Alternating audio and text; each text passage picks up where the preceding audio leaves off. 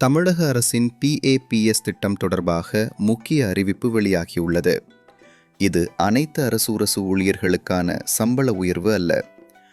பங்களிப்பு ஓய்வூதிய திட்டம் CPS-இல் பணியாற்றி 2026 ஜனவரி 1 முதல் ஓய்வு பெற்ற தகுதியுள்ள அரசு ஊழியர்கள் மற்றும் ஆசிரியர்களுக்கான இடைக்கால நிவாரணம் இது.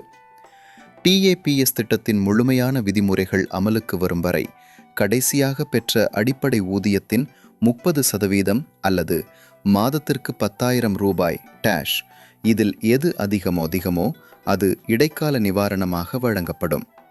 அதனுடன் 60% அகவிலைப்படியும் DA வழங்கப்படும் என்று அரசாணையில் குறிப்பிடப்பட்டுள்ளது.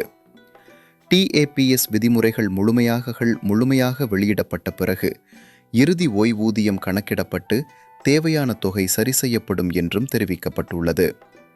இந்த அறிவிப்பு 2026 ஜனவரி 1 முதல் ஓய்வு பெற்ற CPS ஊழியர்கள் மற்றும் ஆசிரியர்களுக்கு மட்டுமே பொருந்தும்.